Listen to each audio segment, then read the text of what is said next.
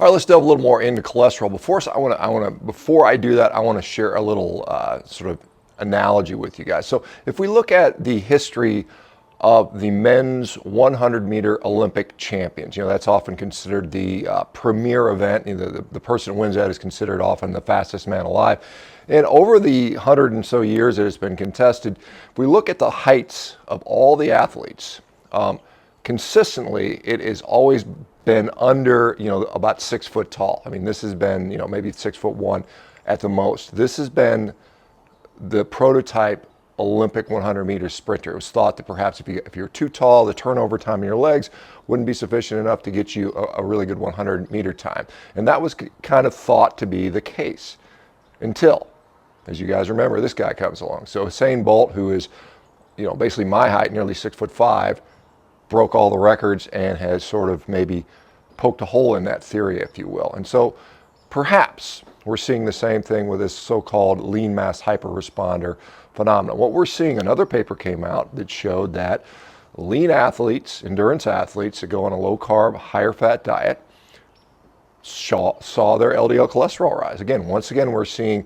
leanness being the major predictor. So I think it is becoming more and more apparent that the biggest driver of high LDL cholesterol and secondarily ApoB in someone who is on a low carbohydrate diet is how lean they become. That seems to be consistent across study after study. There was a meta-analysis of 41 papers that looked at that.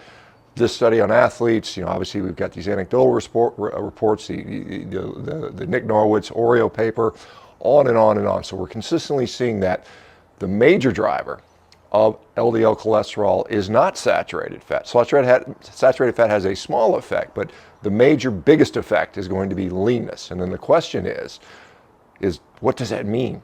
Does that mean that those lean people that are otherwise likely to have very low risk factors in every other category, glycemic control, obviously, BMI, most likely blood pressure, most likely low triglycerides, low inflammation, on and on. All these things are associated. Remember, leanness is generally, outside of a few conditions, considered quite a good thing. So, but does this mean that in this particular population, these people are at increased risk to the relative to the general population, or are they the same, or are they perhaps decreased? That's what we don't know yet. However, there are a lot of sort of, associational studies that can say, well, we know that, like, there's studies out there that show that all-cause mortality is associated with, actually fairly or higher LDL cholesterol. Of course, the critics of that will say it's all reverse causation.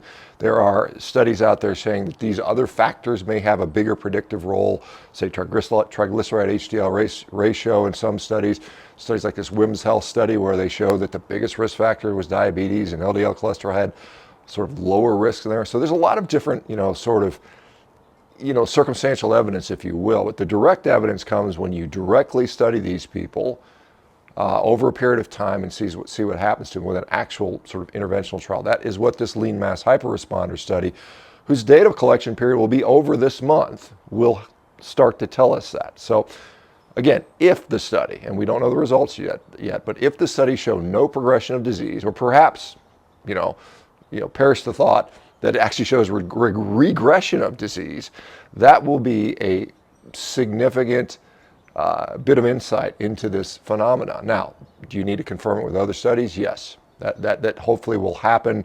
It may be that no one wants to study this stuff because it's too controversial. But what you see is, two takes on here. You see people getting leaner and healthier, and they say, oh my God, they're just harming themselves by going low carb. Or there's other people out there who say that, well, let's look at the overall, and I wrote, even in my book, which came out a few years ago, I basically postulated this. I said, what about all the other risk factors? How do they play out? We didn't have all this data at the time, but it looks like, again, you might make the argument that, hey, if all the other risk factors are better and the only one that's up high is LDL cholesterol, what's the net effect?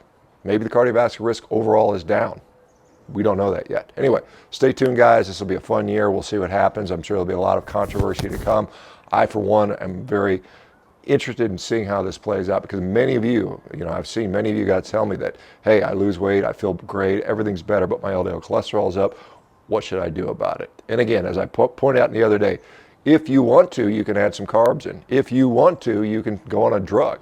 If you want to, you can just ignore it and get some imaging, which is my approach, is to get some imaging, because I think that is also very important for your individual assessment, not on a population level. Well, you can make the argument on a population level as well, but individually, what should I do personally? Well, at the very least, I would get imaging. Anyway, guys, let me know what you guys think in the comments. We'll talk to you soon, and have a wonderful, wonderful day.